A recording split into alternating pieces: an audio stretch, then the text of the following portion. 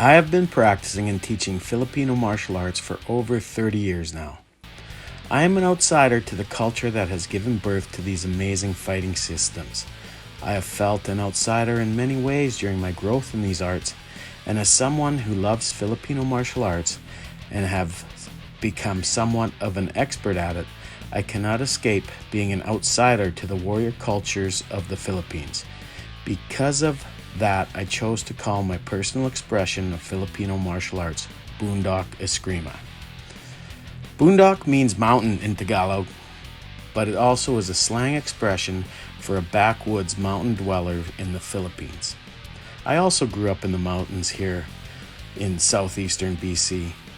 I have been described as rural trash growing up, living on an acreage in a house that took most of my childhood to finish building, because we could only build as we had money. I have lived in a boarded up porch and had to heat water on a wood stove, even had to shower with a garden hose for a while. We raised pigs, goats, and chickens, but animal husbandry was not my parents' forte, and many of those experiences were not all that positive. I was a well-read, reasonably educated backwoods hillbilly. The term boondock would have described my childhood perfectly, but I would not change that for all the money in the world. That is where I learned to have perspective about material things. What led me into the martial arts is something I will not share in this video. It is for a future video. I should tell you that I love all forms of Filipino martial arts and all martial arts in general. However, previous to Filipino martial arts, I trained in Muay Thai under the godfather of Muay Thai in Canada, Ajahn Songlith Singthong. And this foundation of tough, pugilistic fighting really affected the way I approached all other martial arts after that. To understand what I mean by this, you have to understand what the Abbotsford Muay Thai Club was. It was a back alley gym in the basement of a commercial building in Abbotsford, BC. The place was smelly, well-worn, and the floor of the ring was liberally spattered with varying aged bloodstains. It scared me at first, and I felt like it was too much for me. At the advanced age of 25, I was much too old, but I let go of my anxiety and started training. Who knew this would become a place that felt like home to me for years to come?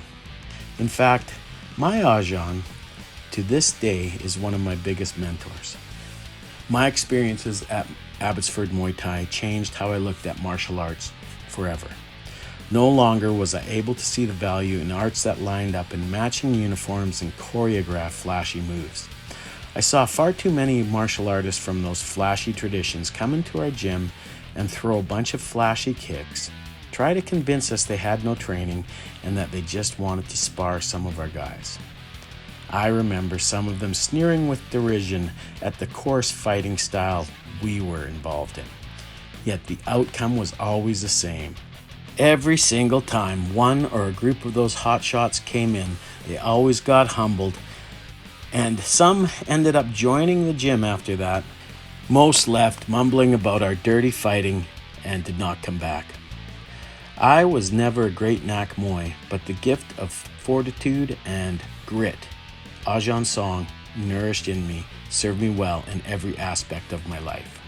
Watching those young, flashy fighters who looked like they should have been in an action movie was a huge lesson for me. Those fancy kickers looked so impressive, but our fighters were always able to grind them into a corner and beat them up in the clinch. Some of the fighters put in the ring with them only had less than a year of training in Thai boxing, yet they were always able to win. Many of these visitors did not even make it out of the first round if they pushed it too hard. Not once did I see one of our fighters get beat, but it wasn't like these things happened a lot. It only happened a few times. One even was used to sell a main event in a fight. Jimmy Griffith was our fighter. I can't remember the name of the hapless fighter who jumped in the ring with him. The fight ended up in a hilarious chase around the ring with the crowd laughing and jeering at the poor fighter, who was trying to placate Jimmy and apologize, while Jimmy made short work of him. It was comedy entertainment at its best. This taught me that one of the most important lessons was the toughness, grit, and straightforward fighting skill was what won fights, not flash. All the while I was training in Muay Thai, I was fascinated by arnis and Eskrima, depending on what label you want to use. I had Remy Prasas's book in my collection, and I wanted to see this art for real. I was lucky in that around 1993 I was able to find a great instructor in Norm Stackhouse, who began my journey in Eskrima by teaching me the basics of modern arnis in my backyard in Maple Ridge.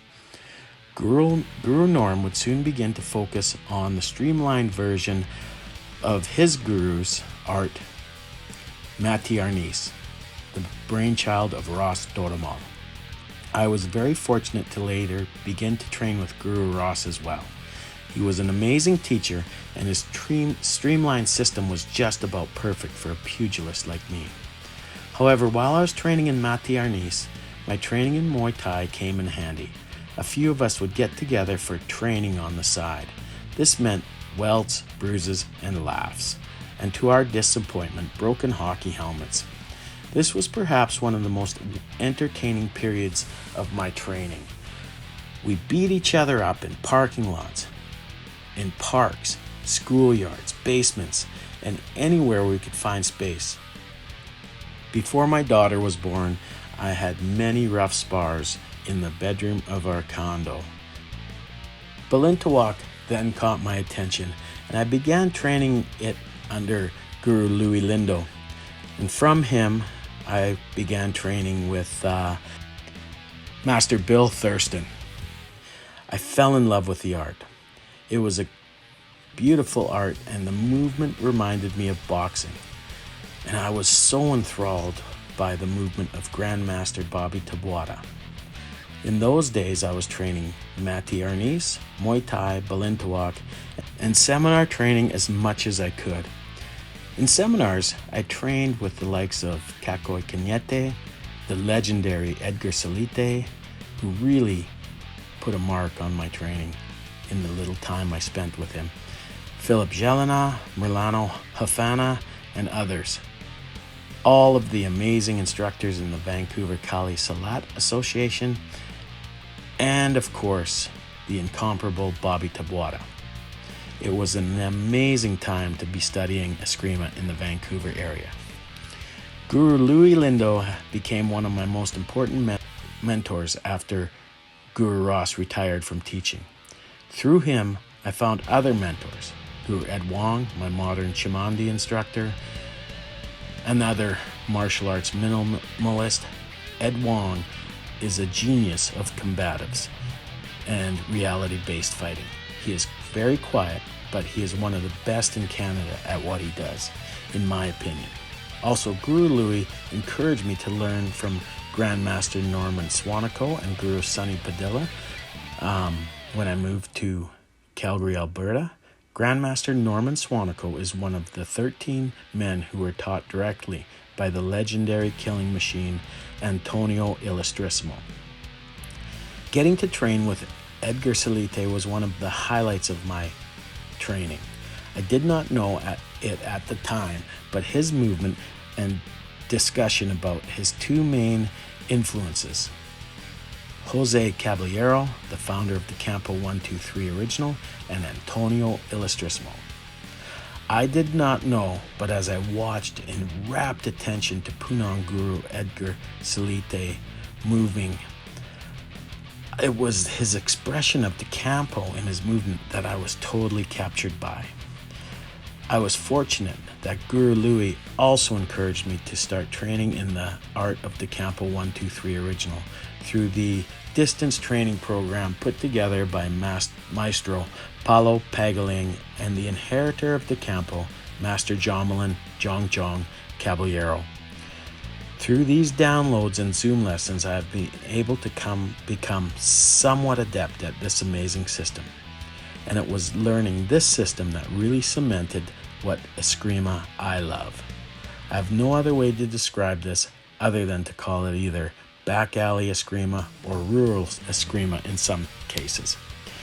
Eskrima has become mainstream in North America with styles like Balintawak, Modern Arnis, Cabela Serrata Eskrima, the Inasanto blend, Doce Peras, Lameco Eskrima, Lightning Scientific, Calice Illustrissimo, and other systems being taught all over the world now. However, it is not the systems that intrigue me as much as it is the stories. More on that later. I have instructor rank in a few systems of Eskrima, as well as a basic instructor in modern Chamandi, and I'm a crew in Muay Thai. But it is these rare systems from the Philippines that have stolen my heart so much. When I watch Eskrima videos of training in the Philippines and worldwide, I am more impressed by a bunch of Escrimadors working in an alley with dogs barking and chickens clucking in the background than I am in seeing an amazing master wowing a university gym filled with acolytes in awe. I am more impressed with Escrimadors exchanging with laughter and fun and getting sloppy as they pressure each other. I have watched video after video of Baras Sugbo, Bernas Estocadas Eskrima, Herosa de Cordes Eskrima, Askel Hybrid Eskrima, and many different forms of Balintawak. And I have to say that these rare styles have so much to offer. Baras Sugbo is even available worldwide now through video downloads. Also, watching the videos, the old videos of Tatang Illustrissimo, the original Balintawak people, and the old masters of different systems. There's something we need to keep alive from these old masters.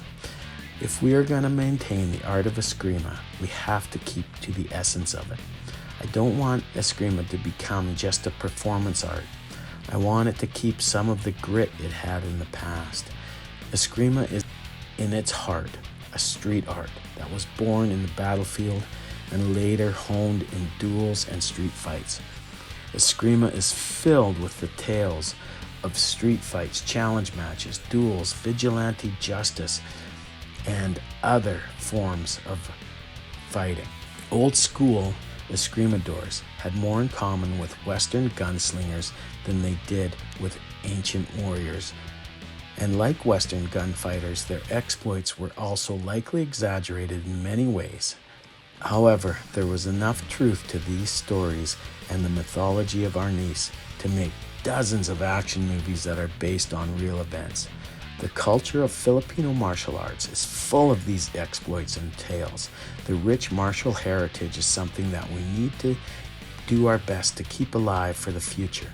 We may not want to return to the wild days of old, but we need to do what it takes to keep the fangs in these amazing fighting systems from Southeast Asia. One last thing. While we are talking about Eskrima here in the boondocks, we need to take a moment to show gratitude to Grand Masters Angel Cabellas, Max Sarmiento, and Leo Giron for being the first Escrimadors to openly teach in North America. We have to thank Guru Dan and Santo for bringing their system and others to so many people worldwide. And of course, we have to be grateful to Remy Prasas for perhaps being the greatest promoter of Filipino martial arts and Filipino culture worldwide.